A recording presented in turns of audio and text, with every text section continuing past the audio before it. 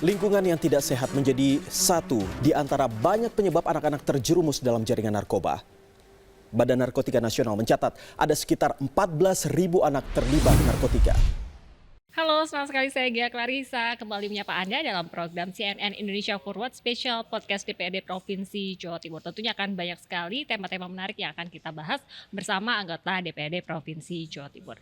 Dan hari ini kita akan membahas suatu tema yang bisa dikatakan sangat meresahkan di masyarakat, yaitu tentang penyalahgunaan narkoba termasuk juga penyebarannya di wilayah Jawa Timur.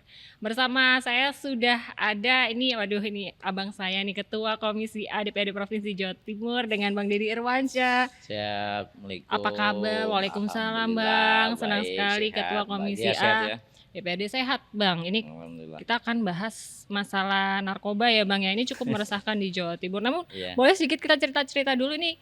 Habis reses kemarin ya Bang, ini Ya. oleh-olehnya apa nih yang bisa diceritakan kepada kita semua nih di Sidoarjo, dapilnya Bang Deddy sendiri gimana nih Ya, oleh-olehnya perkembangannya? tetap banjir ya.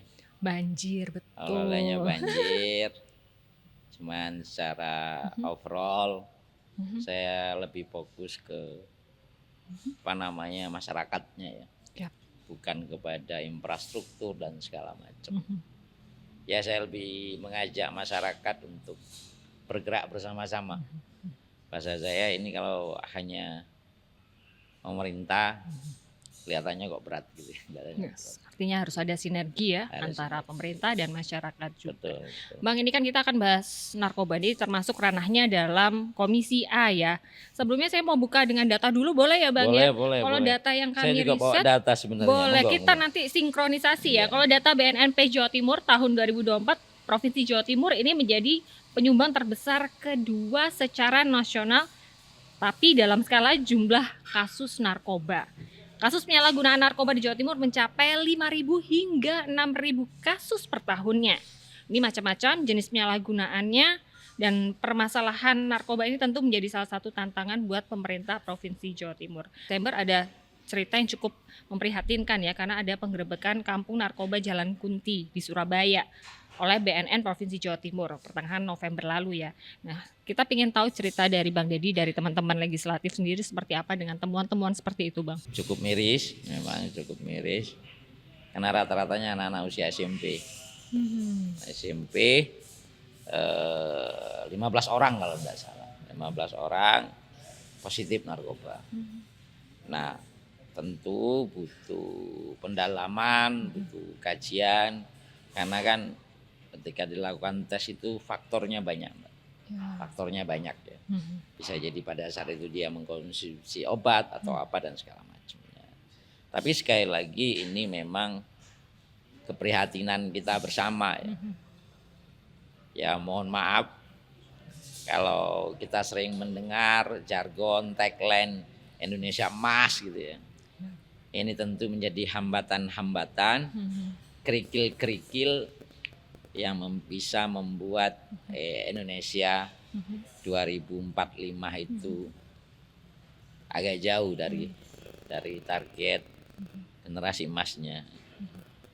Tapi ya, karena kebetulan saya pribadi maupun secara kelembagaan cukup intens berkoordinasi, bahkan berkomunikasi dengan BNNP Jawa Timur serta Bages Bangpol Jawa Timur.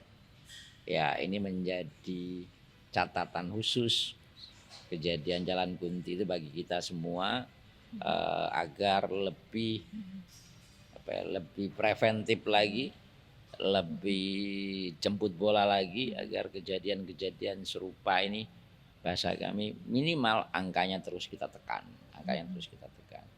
Saya sepakat kalau tadi bahasanya, pertama tadi Mbak Gea buka angka, Jawa Timur predikat nomor 2 gitu. Nasional, tapi bukan Nasional. prestasi masalahnya. Tapi memang inilah kemudian anomali bahasa saya. Semakin tinggi pengungkapan kasusnya, maka dari sisi penindakan itu berarti kinerja rekan-rekan APH kita apresiasi, gitu ya. Tetapi dari sisi masyarakat. Ini belum tentu juga bahwa konsumsi narkoba dan sejenisnya itu memang setinggi itu di Jawa Timur. Kenapa? Karena memang Jawa Timur ini menjadi salah satu pintu utama masuknya jaringan pengedar itu di beberapa titik. Karena kita punya laut, kita punya bandara yang bisa jadi barang itu sebenarnya bukan untuk Jawa Timur, tapi untuk daerah lain, tapi pintu masuknya lewat Bandara Juanda kita.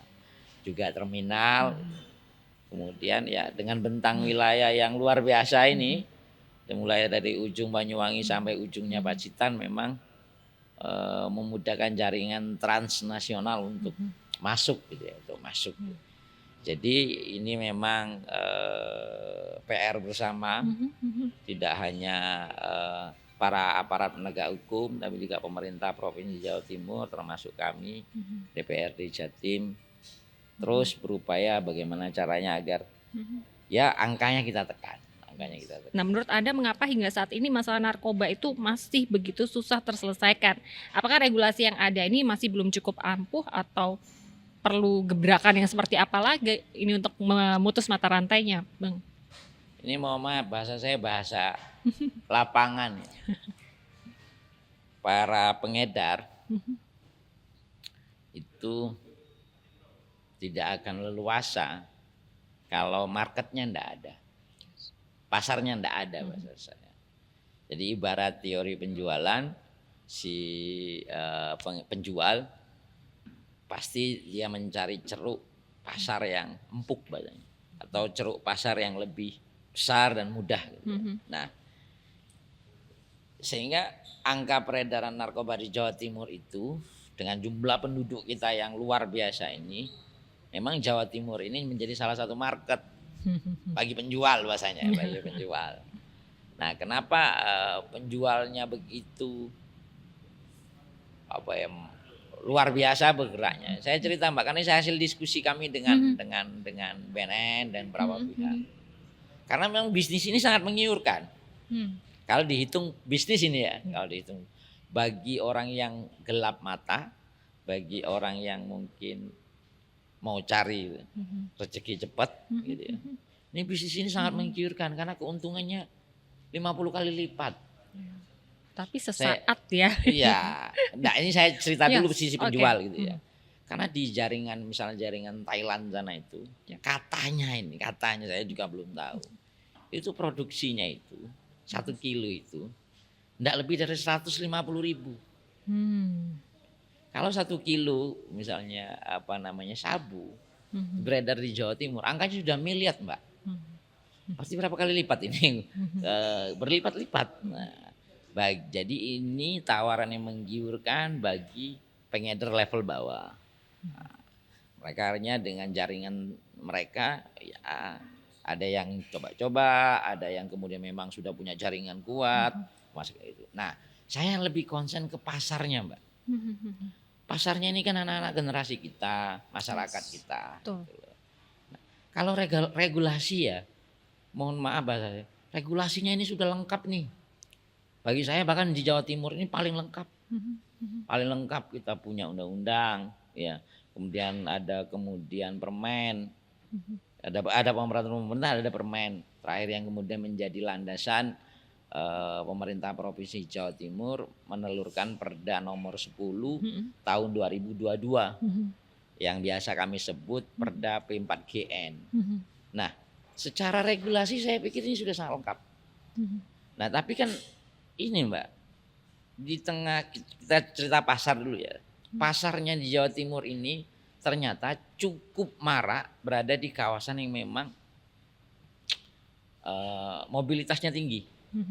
Misalnya kayak gerbang Kertasusila, ini kan Surabaya itu gerbang Kertasusila, kawasan urban, mobilitasnya tinggi, tekanan masyarakatnya tinggi, tren gaya hidup juga memperkuat. Nah, di sini memang kayak Malang dan segala macam tinggi peredarannya gitu loh. Nah, ini kan pasarnya, Mbak.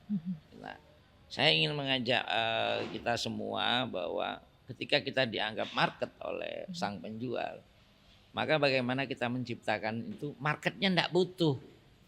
Bahasa saya, marketnya enggak butuh gitu loh. Kita percuma Mbak bikin regulasi habis-habisan, tapi ketika masyarakat yang saya kategorikan marketnya ini memang butuh, ya namanya orang butuh itu akhirnya aturan pun dilanggar. Curi-curi lah bahasanya, curi-curi. Karena mereka butuh. Nah ini yang menjadi konsen kami DPRD Provinsi Jawa Timur agar marketnya ini terus kita tekan. Berarti kesadaran masyarakatnya yang kita edukasi. Edukasi kesadaran masyarakat. Nah, Kesadaran Bang, ini masyarakat. sebenarnya masih banyak sekali yang akan kita bahas, namun kita jeda sebentar. Tetaplah bersama kami di CNN Indonesia Forward Special Podcast DPD Provinsi Jawa Timur.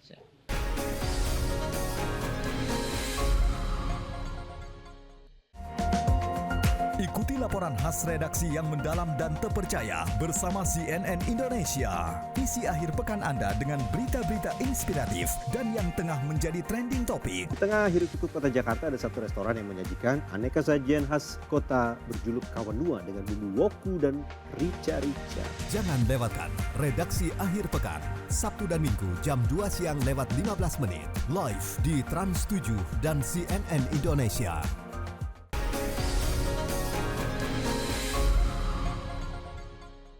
Terima kasih Anda masih menyaksikan CNN Indonesia Forward Special Podcast DPD Provinsi Jawa Timur, masih bersama dengan Bang Deddy Irwansyah dari Ketua Komisi A DPD Provinsi Jawa Timur, fraksi Partai Demokrat. Tadi kita sempat singgung masalah menekan market. Nah ini tentu ada sinergi antara pemerintah, legislatif, masyarakat tentang pemberian edukasi. Nah sejauh ini bagaimana Bang untuk mengedukasi khususnya generasi muda jangan sampai nih untuk terpengaruh dan terhadap bahaya narkoba. Gimana Bang Sioni kalau di Jawa Timur? Iya, overall Mbak ya, data yang saya punya hampir 300-an ribu kalau ngomong anak muda. 300-an ribu anak muda Jawa Timur sudah terpapar narkoba. Itu rentang usia 15 sampai 25 tahun. Berarti ini kan usia sekolah dan mahasiswa lah kira-kira. Ada statement menarik yang ya saya tidak tahu datanya apakah valid atau masih dalam bentuk sampling ya. Versi Irjen Budi yang ketua BNNP Jawa Timur, 90% desa di Jawa Timur sudah terpapar narkoba. Jadi kalau ke desa A gitu, mereka memastikan satu warga di desa itu sudah pernah mengkonsumsi narkoba. Dalam kondisi yang seperti menurut kami memang agak sedikit akut ya, agak sedikit akut gitu loh. Nah, faktornya banyak sih sebenarnya, tapi kita simpulkan beberapa hal saja. Pertama, minimnya literasi tentang narkoba, bahaya narkoba, jenis-jenis narkoba.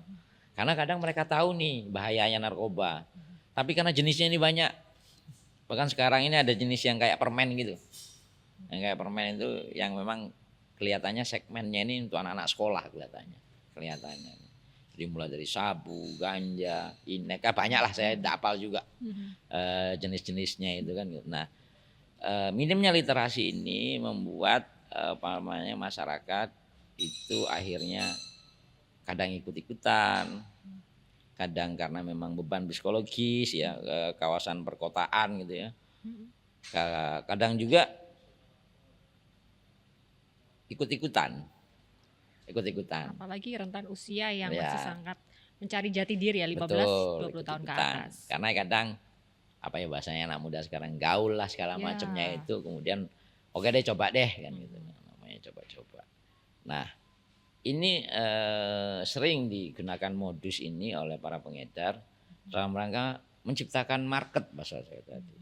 Menciptakan market ya, kadang pertama ngasih gratis gitu ya, terus gitu akhirnya kemudian jadi kebutuhan. Nah ini kan modus operandi yang seperti ini kreatif lah bahasa saya, dalam sisi penjual gitu ya, dalam sisi penjual kreatif ini juga harus diantisipasi secara kreatif juga oleh pemerintah, APH dan segala pemangku kepentingan bahasanya, agar juga lebih kreatif lagi. Nah makanya kepada beberapa momentum saya menyampaikan khususnya di Sidoarjo, ya saya memang mengajak masyarakat untuk menjadi penyuluh narkoba di lingkungannya terkecilnya, yaitu lingkungan keluarga. Karena proses pendidikan itu versi saya adanya di keluarga dulu.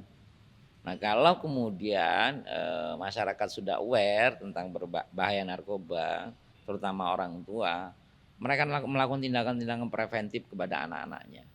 Sehingga saya ngajak betul kepada seluruh masyarakat agar minimal kita jadi relawan penyuluh narkoba, relawan melawan gerakan narkoba ini mulai dari rumah dan tidak muluk-muluk lah gitu loh. Nah kalau gerakan ini disadari oleh masyarakat betapa pentingnya menjaga generasi masa depan kita ini, tentu saya yakin marketnya, bahasa saya tadi, pasarnya tadi akan berkurang gitu loh. Nah kalau di sisi ini saya memang berharap betul, ini lewat forum ini juga saya berharap kepada seluruh tokoh masyarakat, seluruh kiai, karena ini kulturnya Jawa Timur, bahkan tokoh pemuda gitu ya. Ayo dong kita menjadi penyuluh anti narkoba, kita lawan gerakan narkoba ini dengan cara kita masing-masing. Misalnya mohon maaf sekali lagi saya juga belum menemukan referensi ayat apa sih yang harus kemudian dicetuskan oleh para ulama atau kiai. Bagaimana kemudian setiap mimbar ceramahnya itu sedikit nyepil soal bahaya narkoba gitu. Karena kalau enggak ini jadi gerakan semesta, ini sulit, Mbak. Apalagi kalau bersandar kepada pemerintah gitu. Misalnya kayak tadi angka peredaran di Jawa Timur nomor 2 se-Indonesia. Yes. Dengan kondisi fiskal yang hari ini tentu kami sudah melakukan banyak hal gitu ya. Bahkan belum 1 bulan yang lalu, 2 minggu yang lalu kalau tidak salah, karena memang saya atensi betulan paksa teman-teman BKD untuk melakukan tes urin di lingkungan Pemprov Jatim. Ya tentu tidak semua, karena kan keterbatasan dan segala macam. BKD sudah bergerak 2 minggu yang lalu untuk melakukan deteksi dini, bahasa kami, deteksi dini di lingkungan Pemprov Jatim. Jangan sampai pemerintah yang diharapkan kemudian ada cerita pemerintahnya begitu. Nah ini yang kita lakukan di sekolah gitu ya. Di Perda P4GN kita itu mewajibkan setiap lembaga minimal 1 tahun 1 kali melakukan penyuluhan. Di Perda itu sudah jelas itu. Bahkan bukan hanya di sektor swasta. Bahkan di dunia kerja pun industri wajib melaksanakan Perda P4GN ini. Bahkan ada sanksi administratifnya. Kalau misalnya sebuah industri dalam rentan 1 tahun tidak melakukan gerakan apapun, ini bisa kena sanksi administratif. Gitu loh. Nah, jangan sampai juga di lingkungan kerja dengan tensi tekanan dunia kerja yang begitu luar biasa hari ini, agak sedikit stres dengan dunia kerjanya, akhirnya pelariannya ke situ. Karena kan janjinya macam-macam nih, kalau pakai itu bisa tenaganya kuat, bisa stamina-nya macam-macam gitu kan, ada gitulah. Saya juga kurang seberapa paham. Nah, ini bahasa saya memang harus kerja sama pentahelik, seluruh masyarakat, perguruan tinggi, termasuk juga teman-teman media. Bahkan terakhir saya diskusi dengan Kepala Dinas Pariwisata Jawa Timur, minta tolong bantu dong kita setiap wisata kita itu yang dikendalikan oleh pemerintah Provinsi Jawa Timur, atau perintah dong seluruh sektor swasta setiap kali masuk di arena wisata itu minimal kita bikin stiker kecil gitu loh, yang bentuknya itu edukasi tentang bahaya narkoba.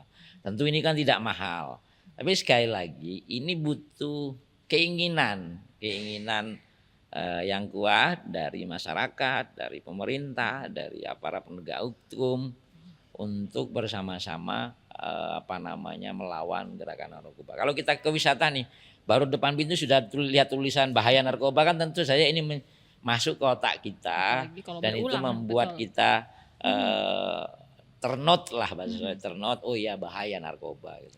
Hal-hal sepele itu saya pikir perlu dilakukan gitu. Bukan berarti melawan narkoba ini terus pakai senjata hanya sekedar memburu pengedar, bukan hanya itu gitu loh. Tapi gerakan-gerakan kecil harus kita lakukan. Gerakan kecil dimulai dari tempat terkecil juga, dari keluarga, lingkungan sekitar, itu juga menjadi salah satu penting dalam mengajak untuk memerangi pemberantasan narkoba itu sendiri. Nah, ini tentunya banyak sekali tantangan dari teman-teman di DPRD Jawa Timur dalam memberantas narkoba. Tadi sudah ada regulasinya, namun banyak tantangannya, tapi kita akan bahas sesaat lagi di CNN Indonesia Forward Special Podcast DPRD Provinsi Jawa Timur.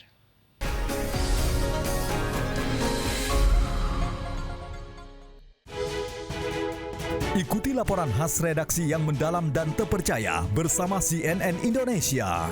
Buka hari dengan ragam kabar berkualitas yang mewarnai pagi Anda. Bentrokan antar warga terjadi di Manggarai, Jakarta Selatan pada Minggu malam. Kedua kelompok saling serang dengan batu dan juga botol, serta lemparan petasan. Jangan lewatkan Redaksi Pagi, Senin sampai Jumat jam 5:30 pagi, live di Trans 7 dan CNN Indonesia.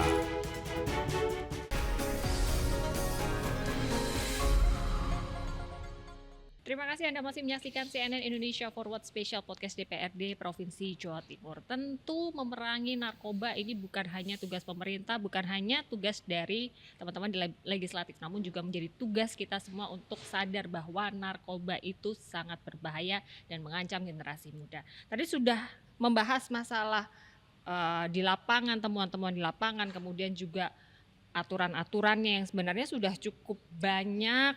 Dan Jawa Timur versi kami paling lengkap. Paling lengkap. Karena mulai dari aturan nasional sampai implementasi perdanya sangat lengkap. Karena sudah terlalu masif, tentunya ini tidak hanya bisa satu pihak saja ya Bang, tidak hanya regulasi saja, namun juga proses penyadaran kepada masyarakat khususnya generasi muda ini juga perlu ditekankan. Seperti tadi hal-hal kecil, hal-hal yang berulang, memasang mungkin poster bahaya narkoba, nah itu menjadi salah satu cara ya Bang. Nah Bang, ini kita melihat kalau temuan-temuan misalnya narkoba yang menyasar generasi muda, usia anak sekolah, kadang-kadang ini dari pihak sekolah memberikan sanksi berupa drop out. Ini dari sisi pendidikan, ini tentunya ini juga ada pro dan kontra. Nah, Anda melihat fenomena seperti ini bagaimana Anda menilai? Ya, jadi kita harus membedakan ya, membedakan mana pengedar, mana pengguna. Di pengguna itu pun harus kita pilah-pilah lagi, pengguna aktif dan pengguna insidentil bahasa saya.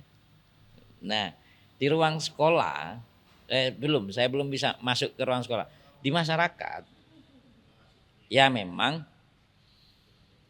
hari ini pengguna narkoba, saya ngomong pengguna ini ya, pengguna narkoba itu kadang masih dianggap aib,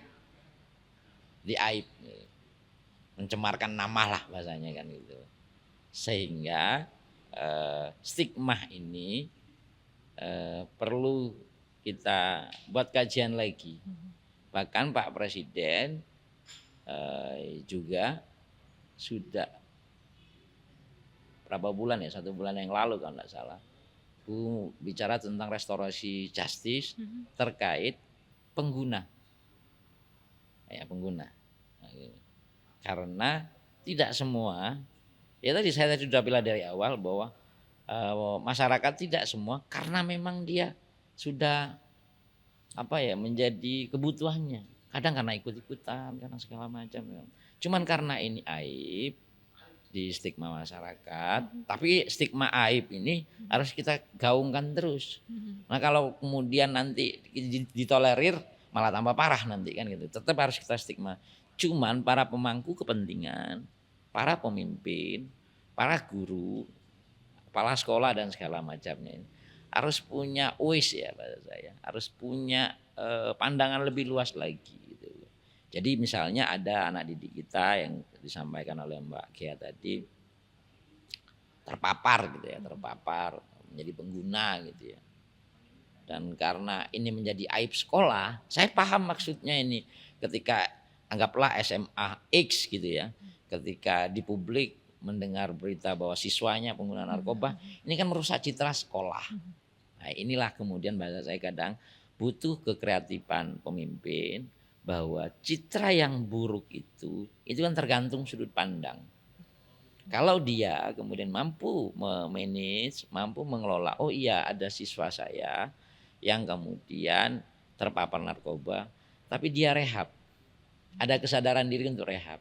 Karena memang kultur untuk rehab ini di masyarakat kita karena dianggap aib ini takut gitu loh. Misalnya saya ngomong, Mbak Gia, kami ini pengguna narkoba, bagaimana caranya untuk sembuh? Ini kan malu, aib ini kan aib. Nah ini yang bahasa kami, kultur ini pelan-pelan harus kita rubah bahwa pemakai narkoba itu tidak selalu kita anggap sebagai aib. Mungkin karena dia salah jalan, salah pergaulan, tekanan dan segala macam. Nah, bagi pengguna narkoba ini rehab saja. Bahkan BNNP Jawa Timur itu punya program rehab tematik bahasa kami. Jadi misalnya ini kita punya pengguna dia memang mau rehab. Nah, kita bikin storyteller. BNNP Jatim bikin storyteller, dia cerita ke publik.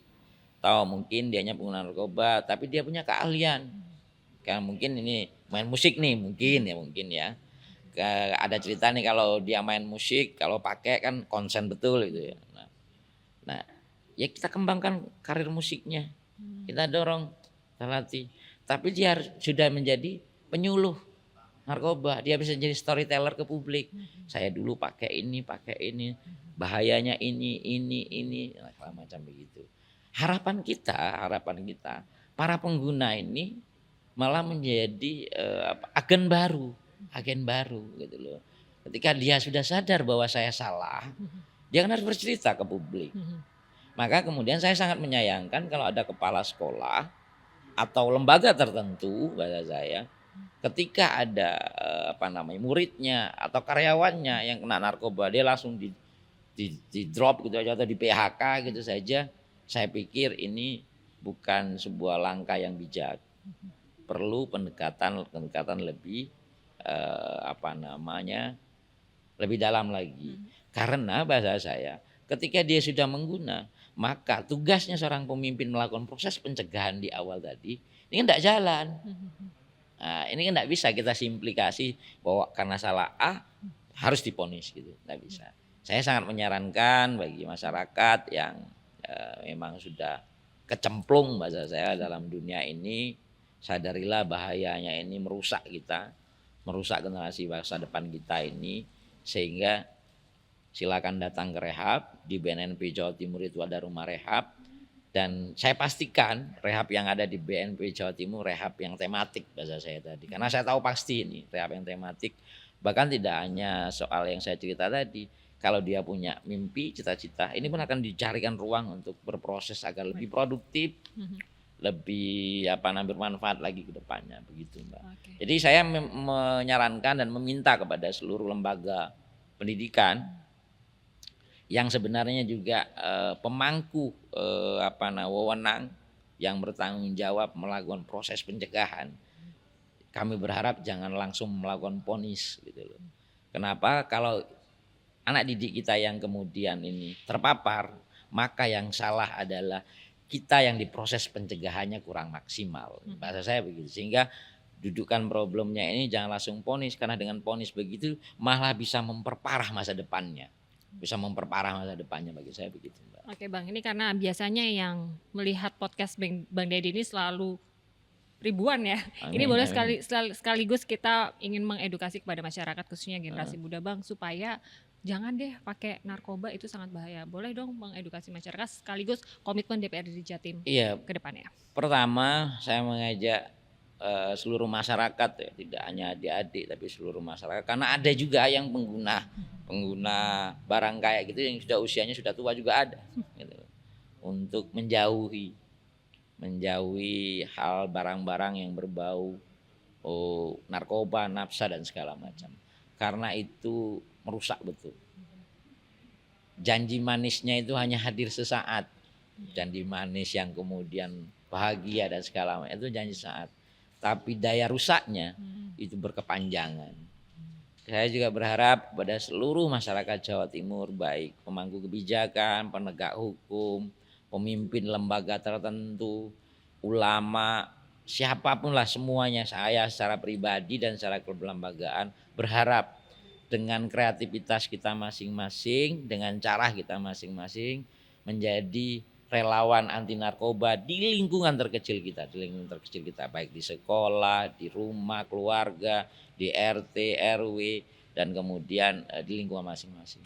Yang terakhir, saya juga sangat berharap kepada seluruh masyarakat ketika melihat aktivitas yang mencurigakan dan itu bisa dikatakan mengarah kepada ruang-ruang seperti itu, segera laporkan kepada institusi terbawah, baik itu kepala desa maupun aparat penegak hukum yang ada, sehingga dampaknya tidak kemana-mana, sudah bisa dilokalisir langsung begitu. Nah, gerakan ini tentu saja kami mewakili pemerintah Provinsi Jawa Timur akan terus menggelorakan kemana-mana, karena dengan di tengah kondisi fiskal negara yang agak tertekan seperti hari ini, kalau masyarakatnya yang tidak tampil di depan, ya gerakan ini akan tidak maksimal. Jadi saya berharap masyarakat lah yang kemudian berada di garda terdepan, karena yang terdampak juga masyarakat langsung. Gitu. Jadi itu kepada seluruh masyarakat kami sangat berharap kita bersama-sama memerangi narkoba yang ada di Jawa Timur. Oke. Mbak ya. Oke, Bang Deddy, terima kasih banyak. Siap. Hari ini sekaligus menjadi sosialisasi juga ke masyarakat secara Siap. luas melalui CNN, sehingga memang kita harus memberantas narkoba dimanapun di lingkup terkecil. Terima kasih banyak Bang Deddy, Sama-sama, sukses selalu. Mbak Gea. Mudah-mudahan regulasi-regulasinya memang semua berjalan, tentunya pro kepada masyarakat khususnya di Iya. wilayah Jatim untuk kemajuan Jawa Timur juga. Amin, amin. Dan amin. informasi tadi sekaligus menutup jumpa kita pada hari ini. Saya Gia Clarissa pamit undur diri. Terima kasih dan sampai jumpa. Terima kasih banyak Bang Deddy. Siap, makasih Mbak Gea. Amin, amin, amin.